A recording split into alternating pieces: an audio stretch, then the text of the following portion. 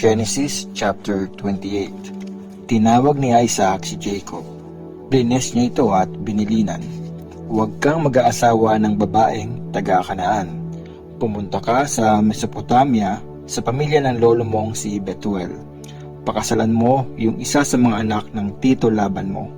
Kuya ng mama mo yun. I-bless ka sana ng Diyos na makapangyarihan sa lahat at bigyan ka ng maraming anak para maging tatay ka ng maraming bansa.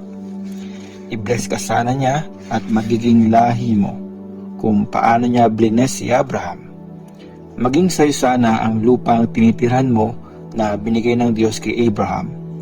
Pinapunta nga ni Isaac si Jacob sa Mesopotamia para hanapin si Laban. Anak siya ni Betuel na isang Aramean at kapatid ni Rebecca na nanay nila Jacob at Esau. Nag-asawa ulit si Esau. Nalaman ni Esau na blines ni Isaac si Jacob at pinapunta sa Mesopotamia para maghanap ng asawa. At binilinan huwag mag-asawa ng taga-Kanaan.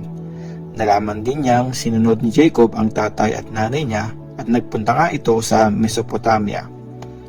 Alam ni Esau na ayaw ng tatay niyang si Isaac sa mga babaeng taga-Kanaan, kaya pumunta siya sa lugar ni Ishmael na anak ni Abraham at nag-asawa ulit siya. Pinakasalan niya ang anak ni Ishmael na si Mahalath na kapatid ni Nebayos. Nanaginip si Jacob sa Bethel. Umalis nga si Jacob sa Beersheba at pumunta sa Haran. Inabot siya ng paglubog ng araw sa isang lugar at doon siya nag-stay buong gabi. Kumuha siya ng bato na ginawa niyang unan at doon siya natulog. Napanaginipan niya na meron daw hagdan na abot sa langit at umaakyat baba doon yung mga angel ng Diyos. Tapos, nakatayo si Lord doon sa tabi niya at sinabi, "Ako si Lord, ang Diyos ni Abraham at ni Isaac. Ibibigay ko sa iyo at sa magiging lahi mo ang lupaing ito na hinihigaan mo. Marami kang magiging anak, kasing dami ng mga alikabok sa lupa at makakaabot sila sa lahat ng sulok ng mundo. Mabibless ang lahat ng bansa dahil sa iyo at sa lahi mo. Tandaan mo, sasamahan kita at iingatan kahit saan ka magpunta. At ibabalik kita sa lugar na ito. Hindi kita iiwan hanggat di ko natutupad ang pinangako ko sa iyo." Biglang nagising si Jacob at sabi niya, "Nandito si Lord. Hindi ko alam na nandito pala siya." Natakot siya at sabi pa niya, "Nakakakilabot itong lugar na ito. For sure, ito ang bahay ng Diyos, ang gate ng langit." Kinabukasan, maagang gumising si Jacob. Tinayo niya doon sa lupa yung batong inunan niya para maging marker nung nangyari. Binuhusan niya yun ng oil at dinedicate sa Diyos. Tinawag niyang Bethel ang bayan na yon, na dating tinatawag na Luz. Tapos sumumpa si Jacob, "Kung sasamahan mo ako, O Diyos, at iingatan mo ako sa pupuntahan ko, at bibigyan mo ako ng pagkain at damit, at makakabalik ako ng safe sa bahay ng tatay ko, ikaw na po, Lord, ang magiging Diyos ko. Ang batong ito na tinayo ko ang magiging lugar kung saan ka sasambahin at ibibigay ko sa iyo ang 10% ng lahat ng ibibigay mo sa akin." Genesis chapter 29. Dumating si Jacob sa bahay ni Laban.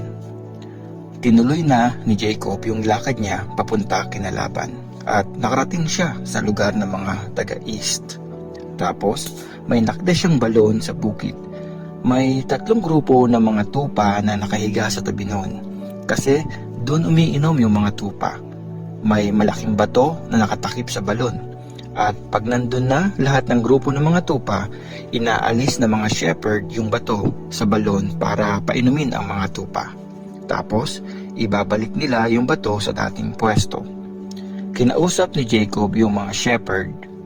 "Mga brad, taga saan kayo?" "Taga Haran kami," sagot nila. Tinanong niya sila, "Kilala niyo ba si Laban, yung apo ni Nahor?" "Oo, kilala namin siya," sagot niya. Nagtanong ulit si Jacob, "Kamusta siya? Malakas pa ba?" Okay naman siya, sagot nila. Oh, ayan na pala si Rachel, kasama ng mga tupa nila. Anak yan ni Laban. Sabi ni Jacob, tutal, maaga pa at di nyo pa naman ikukulong yung mga tupa. Bakit di nyo sila painumin tapos dalhin nyo muna sa bukid para pakainin? Sumagot sila, hindi pa pwede. Hihintayin muna namin na makarating lahat ng mga tupa dito. Saka aalisin yung bato dyan sa balon. Tapos doon pa lang namin sila paiinumin. Habang nakikipag-usap si Jacob sa kanila, dumating si Rachel kasama ang mga inaalagaan niyang tupa ng tatay niya. Pagkakita ni Jacob sa pinsang niyang si Rachel at sa mga tupa ng tito Laban niya, pumunta siya sa may balon, inalis yung batong nakatakip doon at pinainom niya yung mga tupa. Tapos, kinis niya si Rachel sa pisngi at naiyak siya sa sobrang tuwa. Sabi niya kay Rachel, kamag-anak ako ng tatay mo, anak ako ni Rebecca. So, tumakbo si Rachel pauwi at sinabi yon sa tatay niya. Nung marinig ni Laban yung tungkol sa pamangkin niyang si Jacob, tumakbo siya para salubungin ito. Tapos niyakap niya si Jacob at kinis. Saka sinama pa uwi. Kinuwento ni Jacob kay Laban ang lahat na nangyari. At sinabi ni Laban, oo, kamag-anak nga kita. Magkadugo nga tayo. Nag-stay si Jacob doon ng 1 buwan. Nagtrabaho si Jacob kay Laban. Sinabi ni Laban kay Jacob, hindi porke kamag-anak kita, hindi na kita babayaran sa trabaho mo. Magkano ba ang gusto mong sweldo? May 2 anak na babae si Laban, si Leah, yung panganay. Si Rachel naman yung mas bata. Maganda yung mga mata ni Leah, pero si Rachel, maganda ang muka at katawan. Na-inlove si Jacob kay Rachel, kaya sabi niya, magtatrabaho ako ng 7 taon sa inyo. Basta pumayag kayong maging asawa ko, si Rachel. Sumagot si Laban, mas gusto ko namang ibigay siya sa iyo kaysa sa iba pang lalaki. Sige, magstay ka dito sa akin. Nagtrabaho nga si Jacob ng 7 years para kay Rachel, pero parang ilang araw lang yun kay Jacob kasi nga, mahal niya si Rachel. Sinabi ni Jacob kay Laban, tapos na po yung time na napag-usapan natin. Ipakasal nyo na sa akin ang anak nyo. So, naghanda si Laban para i-celebrate ang kasal at in-invite niya lahat ng tao sa lugar nila. Pero nung gabing yun, imbes na si Rachel, si Leah ang dinala niya kay Jacob at sinipingan ito ni Jacob. Binigay ni Laban kay Leah ang alipin niyang si Silpa para maging katulong nito. Kinabukasan, nalaman ni Jacob na si Leah pala yung kasama niya buong gabi. Pinuntahan niya si Laban at sinabi, bakit niyo ginawa sa akin ito? Nagtrabaho ako sa inyo para kay Rachel, pero bakit niyo ako niloko? Sumagot si Laban, dito kasi sa amin, hindi nauunang mag-asawa yung mas bata kesa sa panganay. Tapusin mo na lang itong 1 week na celebration, saka ko ibibigay sa iyo si Rachel. Basta magtrabaho ka ulit sa akin ng 7 years. Pumayag si Jacob at tinapos nga niya yung 1 week na celebration. Tapos binigay ni Laban ang anak niyang si Rachel para maging asawa niya. Binigay ni Laban kay Rachel ang alipin niyang si Bilha para maging katulong nito. Sumiping din si Jacob kay Rachel at mas minahal niya si Rachel kaysa kay Leah. Tapos, nagtrabaho ulit siya ng 7 years kay Laban. Ang mga anak ni Jacob. Nakita ni Lord na hindi ganon kamahal ni Jacob si Leah, kaya niloob niyang magkaanak ito. Si Rachel naman hindi magkaanak. Nabuntis si Leah at nanganak ng lalaki. Sabi niya, nakita ni Lord ang paghihirap ko. Ngayon, mamahalin na ako ng asawa ko. Kaya Ruben ang pinangalan niya sa bata. Nabuntis ulit siya at nanganak ng lalaki. Sabi niya, narinig ni Lord na hindi ako mahal ng asawa ko, kaya binigyan niya ako ng anak. Kaya Simeon ang pinangalan niya sa bata. Nabuntis ulit siya at lalaki ulit ang anak niya.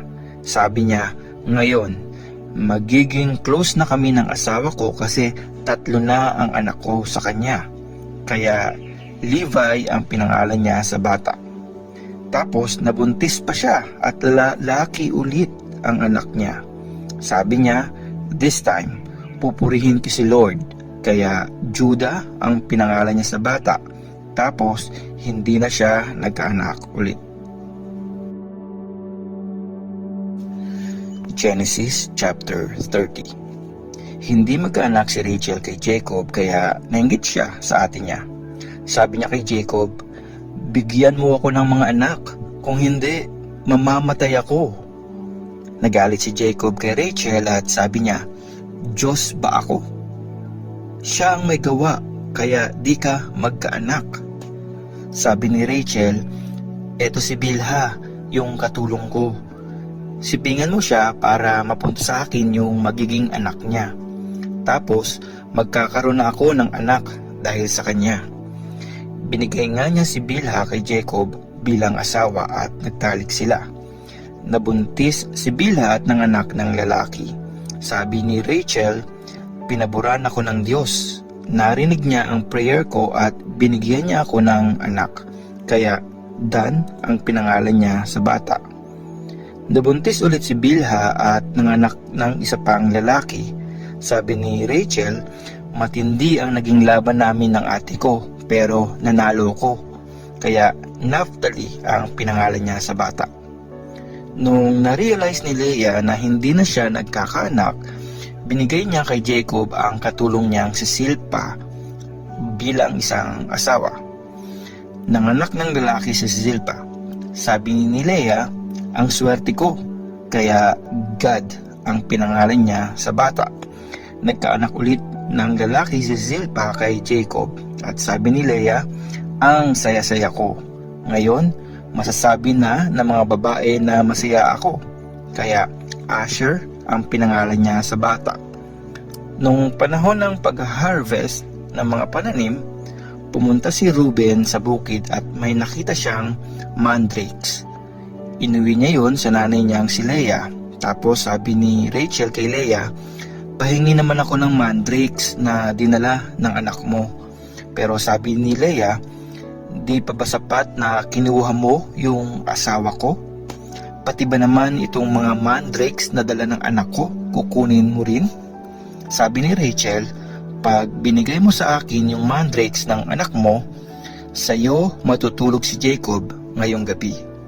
Kinagabihan, pag uwi ni Jacob galing sa bukid, sinalubong siya ni Leah at sinabi, sa akin ka matutulog ngayong gabi. Binayaran ko na si Rachel ng mandrakes na bigay ng anak mo. At may nangyari nga sa kanila noong gabing yon. Sinagot ng Diyos ang prayer ni Leah. Nabuntis siya at ito ang panlimang anak nila ni Jacob. Sabi ni Leah, binigay ng Diyos ang reward ko kasi binigay ko ang katulong ko sa asawa ko. Isakar ang pinangalan niya sa bata. Nabuntis ulit si Leah at pang-anim na anak na niya yon kay Jacob. Sabi niya, magandang regalo ang binigay sa akin ng Diyos. Ngayon, magiging mahalaga na ako sa asawa ko kasi 6 na ang nabigay kong anak sa kanya. Kaya Zebulun ang pinangalan niya sa bata. Tapos nun, nagkaanak din siya ng babae at Dina naman ang pinangalan niya dito. Finally, naawa ang Diyos kay Rachel. Sinagot niya ang prayer nito at binigyan na siya ng anak. Nabuntis siya at nanganak ng lalaki. Sabi niya, inalis na ako ng Diyos sa kahihiyan. Sana bigyan pa ako ni Lord ng isa pang anak. Kaya Joseph ang pinangalan niya sa bata. Ang request ni Jacob kay Laban. Nung pinanganak na ni Rachel si Joseph, sabi ni Jacob kay Laban, payagan niyo na akong umuwi sa amin. Ibigay niyo po sa akin ang mga asawa at mga anak na pinaghirapan ko. Tapos, aalis na ako. Alam niyo naman kung paano ako nagtrabaho sa inyo. Pero sabi ni Laban sa kanya, may sasabihin sana ako sa iyo. Nalaman ko sa panghuhula na binibless ako ni Lord dahil sa iyo. Sabihin mo kung magkano ang gusto mong sweldo at ibibigay ko. Sumagot si Jacob, alam niyo mismo kung paano ako nagtrabaho sa iyo at paano dumami yung mga hayop niyo na inalagaan ko. Konti lang ang mga alaga niyong hayop bago ako dumating, pero ngayon sobrang dami na. Blines kayo ni Lord kasi nandito ako. Kailan ko naman maasikaso ang sarili kong pamilya? Ano bang gusto mong bayad? Tanong ni Laban. Sumagot si Jacob, hindi po ako nanghihingi ng bayad. Aalagaan ko pa rin yung mga hayop kung papayag kayo sa ganitong usapan. Titingnan ko po ngayon lahat ng mga alaga mong hayop. Tapos kukunin ko yung mga itim na tupa at may batik-batik, pati yung mga kambing na may spots. Yun ang gusto kong bayad. Mache-check mo naman kung dadayain kita o hindi. Pag tiningnan mo na yung bayad na hinihingi ko, pag may nakita ka sa akin na kambing na walang spot o kaya tupa na hindi itim, ibig sabihin, ninakaw ko yun. Sumagot si Laban, okay sige, gawin natin yung sinabi mo. Pero nung araw na yon, hiniwalay ni Laban yung mga lalaking kambing na may stripes at yung may spots, saka lahat ng babaeng kambing na may batik-batik o may puti-puti. Hiniwalay din niya yung mga itim na tupa. Pinabantayan niya ang mga yon sa mga anak niya. Tapos lumayo siya kay Jacob. Mga 3 araw na lakad yung layo. Inalagaan naman ni Jacob yung mga naiwang hayop ni Laban. Tapos, pumuto si Jacob ng mga sariwang sanga ng 3 klaseng puno. Binalatan niya yon ng konti para lumabas yung puti-puting part ng mga sanga. Nilagay niya yon sa tapat ng lugar na pinag-iinuman ng mga tupa kasi nag-aasawahan yung mga tupa pag umiinom sila. So, pag nagbi-breed yung mga tupa sa harap ng mga sanga, nagkakaroon ng stripes, batik-batik o mga spots yung pinapanganak nila. Hiniwalay ni Jacob yung mga babaeng tupa. Pag ready na silang makipag-breed, hinaharap niya yung mga yon sa mga may stripes at sa lahat ng itim na hayop ni Laban. Dahil doon, nagkaroon si Jacob ng sarili niyang mga hayop at hiniwalay niya yon sa mga hayop ni Laban. Tapos, pag healthy yung mga hayop na nagpa-partner, pinipwesto ni Jacob yung mga batik-batik na sanga sa harap nila, doon sa may pinag-iinuman para doon sila mag-breed sa harap nun. Pero pag hindi healthy yung nagpa-partner, di niya nilalagay yung sanga. Kaya napupunta kay Laban yung mahihina, tapos kay Jacob naman yung malalakas. Dahil dyan, sobrang yumaman si Jacob. Nagkaroon siya ng maraming hayop, mga alipin, mga camel at mga donkey.